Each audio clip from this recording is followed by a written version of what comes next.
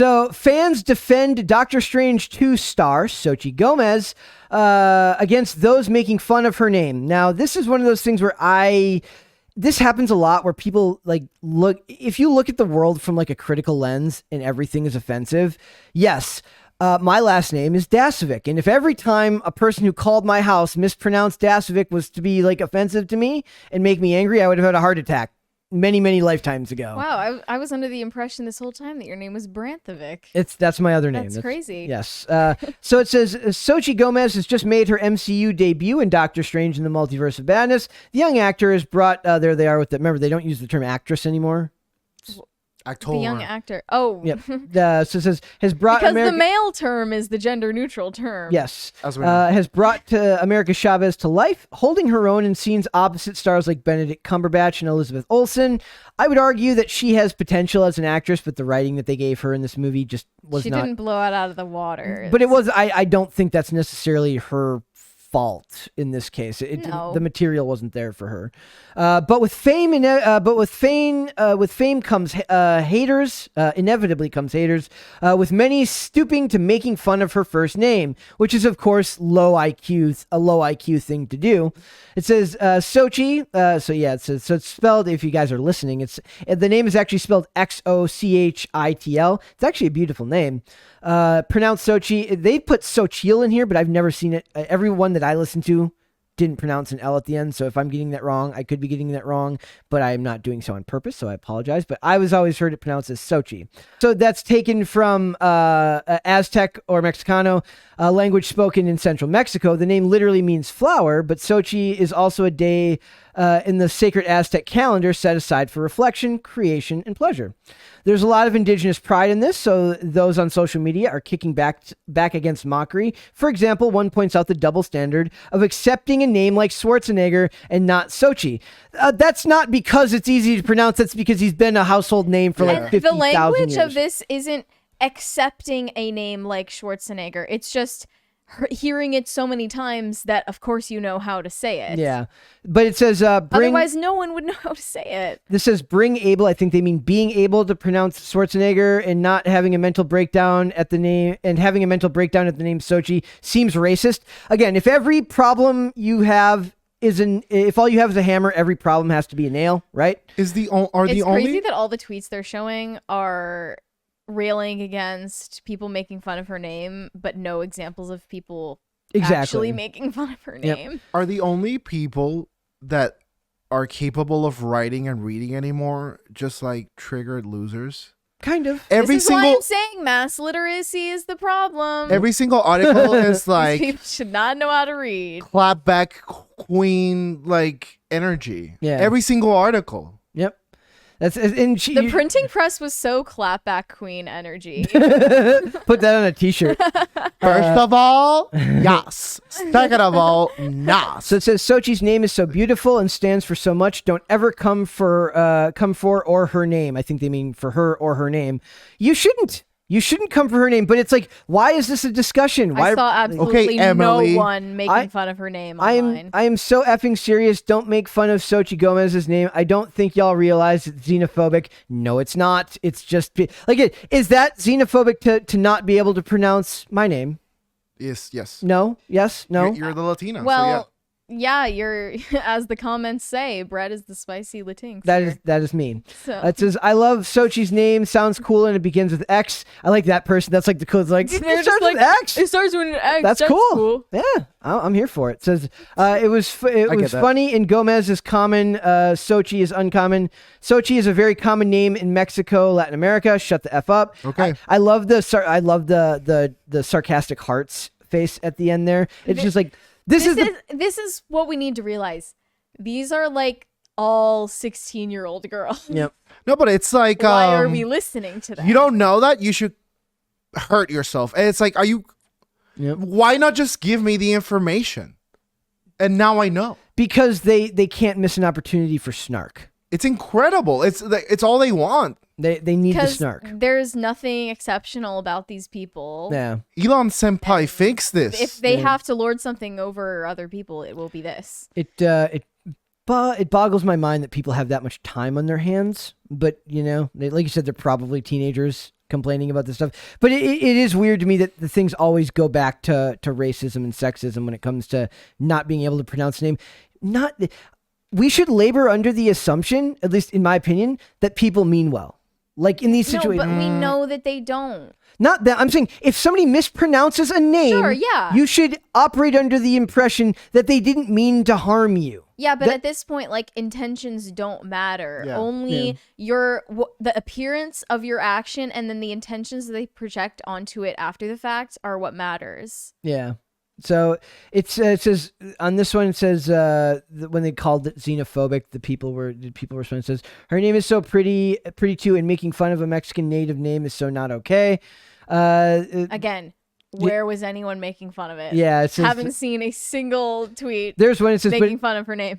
It says, but it ain't said shit about Benedict Cumberbatch's name. Well, Benedict Cumberbatch's name's kind of just weird looking and long, but not hard to pronounce. Yeah. And it says, but I still ironically call him Bendy Hort Crunchy Punch and whatever other combinations. There's like you come up with names for certain people. So it says, like if people were like, oh, I don't know his name, I call him Dainsy Wainsy. I would have be like, oh my God, it's Dane. How could you not call me Dane, you guys? Like, I'd be like, haha, Daisy Waisy, lol. Exactly. Like, so I what are these people? It says, it's just weird to me that people care that much about stuff like again, this. like if there's absolutely nothing exceptional about you, which there isn't, then you have to lord over other people that you are more aware. Yeah. That you know more about social issues and you're more empathetic than everyone else. They've literally turned empathy into like a game you can win. Like, I'm the most empathetic. Right. I'm the most caring.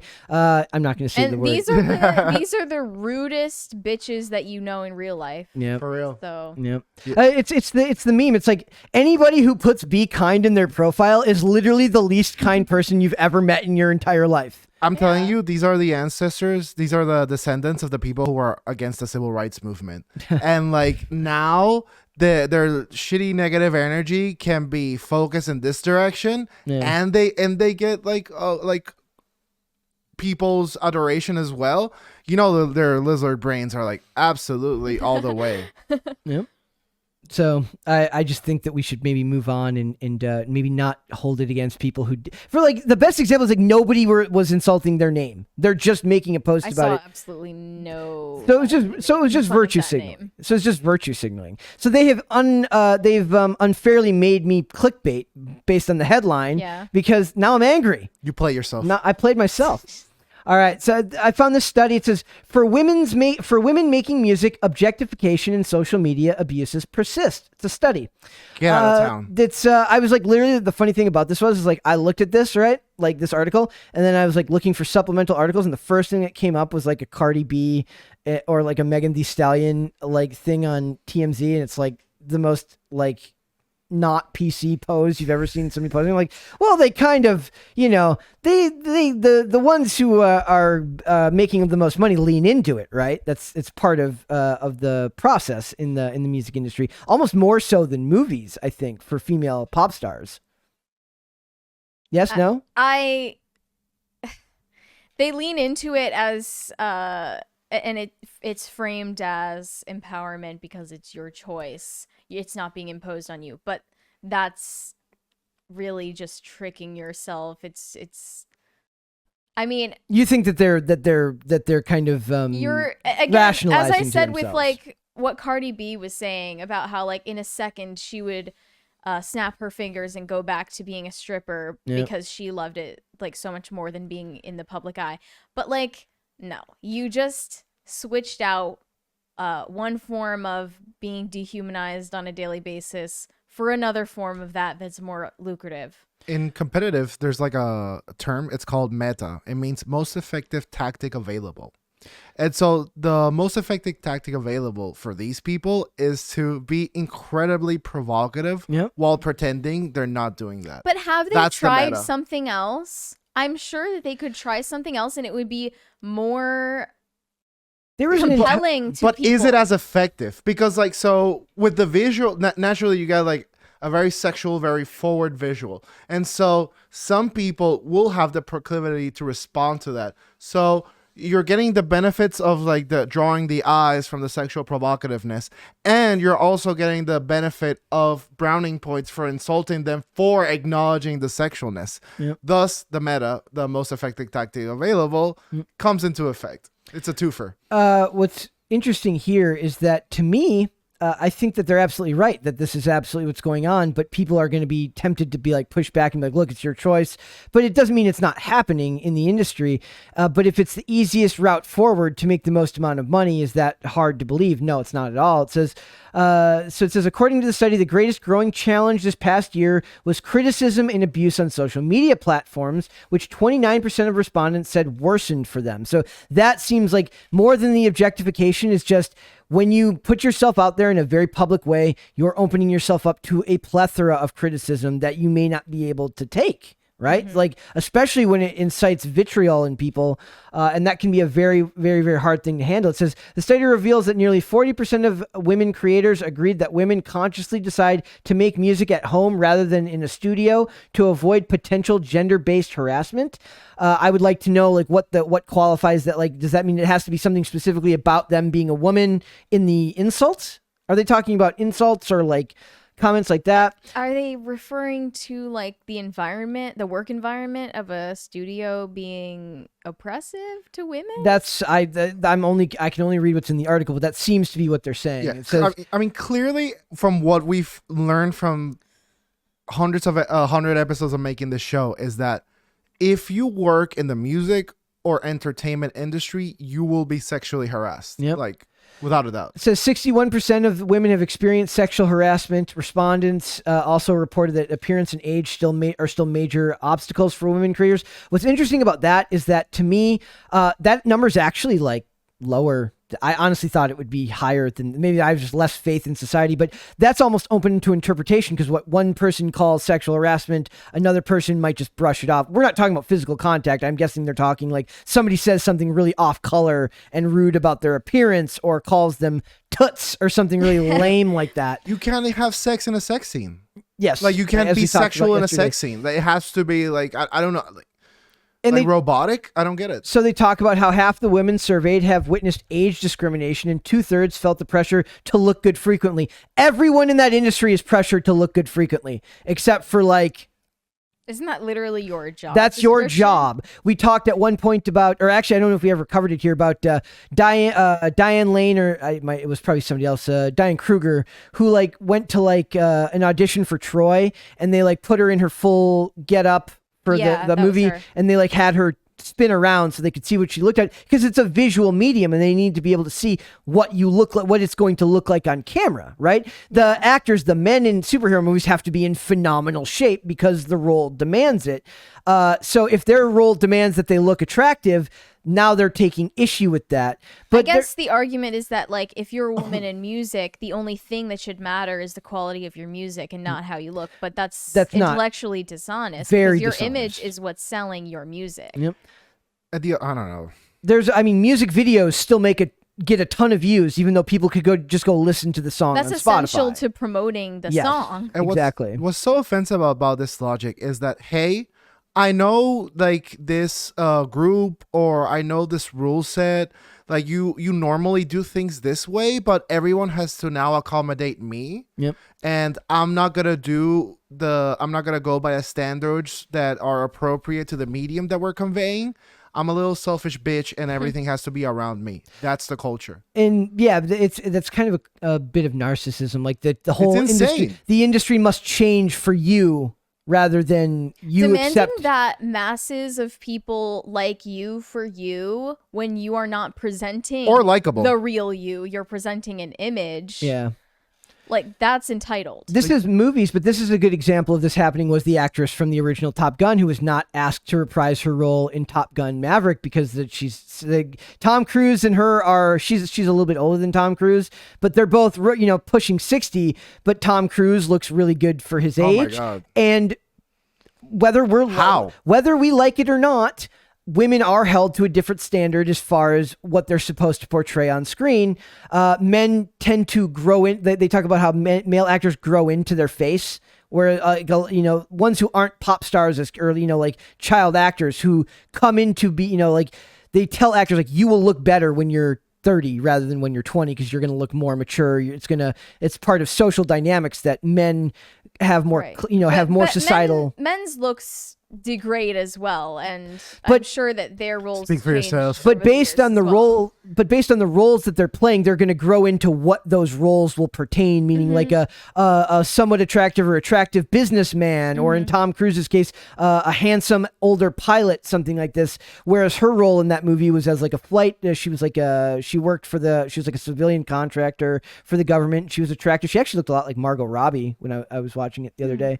And she revealed that no one connected with Top Gun offered her a role or even a cameo. And I do believe that sucks. I think that she could have absolutely been offered a cameo, but then the people have to look at this in not in a rude way, say they're going to look at Tom Cruise at this age and they're going to look at her at this age, and they're going to, that's going to come to people's minds how different they look. The same thing happened when I watched Ghostbusters Afterlife. All the old Ghostbusters just look old and haggard, and then there's Ernie Hudson, who just looks fantastic for his age. But it's less of a problem for men than it is for women, and that's the unfair truth of it. So it's prevalent in both sides of the industry, but within music, it just seems like it plays such a huge role in what makes a female artist popular. Is this her quote that she believes that she wasn't offered a role because she's old, fat, and age appropriate?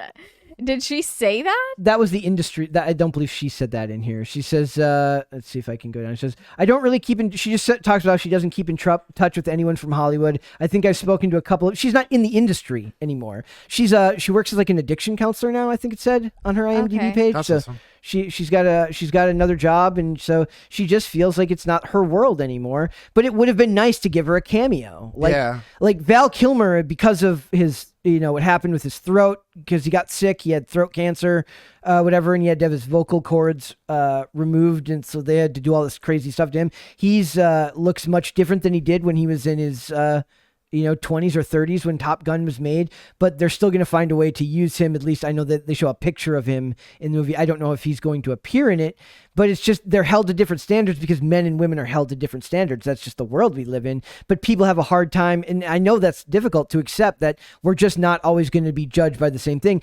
Men will not be given the same benefit of the doubt in their early 20s that attractive women will be given. Oh my God. Does that make sense? Ain't nothing worse than being a broke young guy. Kind of like you have literally zero social status and nothing to offer the world, and men are historically judged based on what they can provide, not their inherent value. You're just a nuisance to everyone. To everyone. But also, like, people used to have the expectation that everyone provides something. Like, women would provide life. They would create life. Yep. And then be respected as a figure of motherhood and nurturing and warmth. And now those aren't valued by Hollywood. Does not promote those embodying any of those things. And also Hollywood, of course, doesn't care about any of those things. So of course they're not gonna reach out to this woman. Like, the one more thing, she has nothing to offer anymore. Yeah, which is really sad. Like that society has gone that way. That she's no longer, it's anti-human. Yep. So it says the study also zeroed in on the confidence gap between men and women working in music, identifying that nearly 2/3 of female executives feel imposter syndrome when collaborating with men, and 74% doubt their abilities and feel inadequate. Like, is that a product of upbringing? I mean, men are just more likely to be like brash and overly confident. Men are way less risk averse than women, which goes into the gender wage gap stuff about men are more willing to ask for a raise, and when even if they maybe don't think they deserve it, they're going to hold out for that money, and they're going to walk if they can, because they're not averse to. I think men are also just better at hyper fixating on one interest or project, whereas women feel like they want to switch between them more often. So God, am I a woman? Yeah. Like, what? It says this is linked there are to exceptions, Dane. this is linked to the feeling especially judged when presenting ideas to their male colleagues. A telling quote: "One woman reveals, if I were a guy, I would feel a lot more confident and free making creative decisions." How would can you she know? that? How would you know? Yeah, That's what I'm saying. That's What if you're a complete disgusting projection dude? of what their experience is. That's a huge part of the problem I see with all of these things is projection. Like you're projecting your intentions and your fears and your anxieties onto somebody else. Dude, I gotta Well, tell. it's like men and women like don't understand each other anymore at all. But it's beyond And that. are just like scapegoating each other or scapegoating or lionizing the other as like being far better or far worse. I have been literally every physical type you can be. I have been uncomfortably skinny. I have been fat. I've been huge, and I've been ripped. Yeah. And I gotta tell you, when you're in good shape, Yeah. It makes you a talk difference. and people treat you like you're freaking Einstein. It's like, oh my God, leader, please tell us more. That confidence can't be oftentimes comes It's not internally, even can't be faked. confidence because like then, Chubby Dane had the same confidence and it was like, shut up. Like Yeah. what you're saying does not matter. So like, what I think she's thinking that if she were a guy, she'd be Don Draper from Mad Men. Yeah. And she wouldn't. You'd just be a guy. You still be you as a guy. And like, guess what? You're still unremarkable. Taylor Swift made this song called The Man where Yeah. she said like if I were a man, I'd be the man. But like Maybe. what made you think that? Yeah. Like why do you assume that you could have whatever you wanted if you were a different gender? Also, I'd love to know, like, if a person of her wealth, stature, and success can still, Can still whine and can complain whine and complain. about that it's not good enough? that's Clearly you can. That's terrifying. Yeah. A less depressing aspect of this at the end of this is where they talk about there's some more interesting differences. It says it's important to note that these issues and attitudes towards gender in the workplace, while widespread, are not uniform across all genres, roles, ages, genders, sexual identities, and countries. Latin America and the rest of the world, respondents were a bit less likely to be concerned about bias, ageism, and pigeonholing. Europeans were most fearful of age discrimination and reported the highest levels of self-doubt. Canadian and American respondents had the highest concern about limited creative opportunities and were most likely to experience harassment. So in a world where we're trying to homogenize everything and make everyone 110% equal all the time, no matter what, just the gender and locational information here proves to you how much of a fool's errand that is. So Yep. I guess it's, to me, I always feel like whenever we cover stuff like this, where it's like they're trying to make this better and this better. I was like, first of all, these industries, what is it? It's the name of the group is called the USC's Annenberg Inclusion Initiative, doesn't want the world more inclusive. They want the world to be more excluded so they can be given more money to study why it's more excluded in the name of inclusivity. So be very, very They wary. made their conclusions and then Yes. found them. Yep. Thanks for watching this clip, guys. If you want to see full episodes or follow us on social media, links are in the description below. Bye. Bye.